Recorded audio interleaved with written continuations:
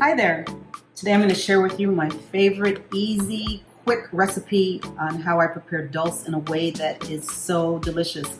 Dulse is a seaweed, and I have my notes here. It has significant levels of calcium, phosphorus, which are excellent for the bones. They strengthen and help the bones be more resilient.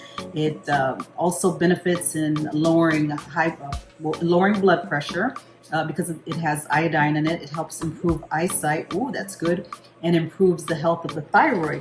Now, Dulse, it comes like this in a bag. I mean, it can come other ways, but this is the way that I buy it. And one can eat it straight out of the bag. When you take it out of the bag, the first thing you want to do is really open it up and take a look at it, because maybe there's going to be a shell or a rock that got in there when it was harvested.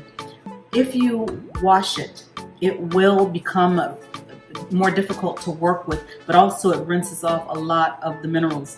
The more water you subject it to, the more minerals will be lost. So it is safe to eat just like this. I find it's very salty in flavor, and to eat it like this, the texture is not one that I particularly like, but how I really love it, and believe it or not, this way it actually tastes like crunchy bacon, is to get them, open them, make sure there aren't any stones in it, and you lay them across a dehydrator sheet.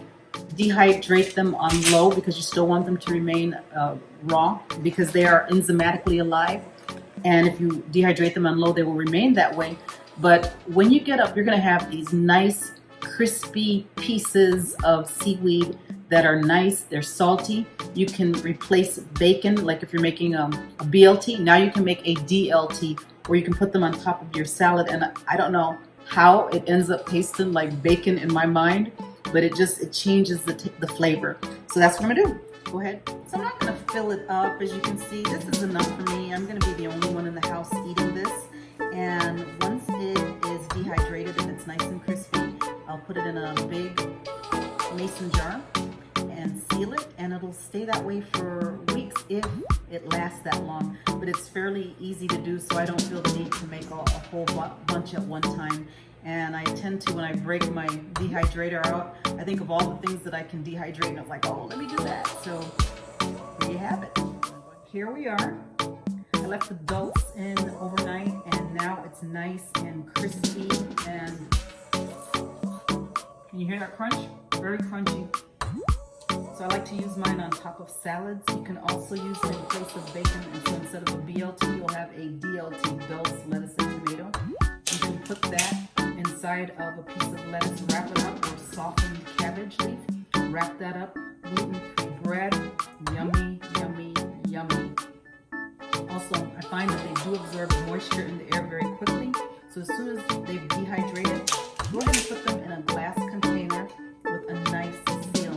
Notice that the plastic covers that look nice, they are not as airtight as the stainless steel ones. So that's what I do, put them in there, and it lasts for quite a while. After you've put them in your airtight container, go ahead and store them in the cabinet. You don't want to refrigerate them, but store them in the cabinet and they're good to go.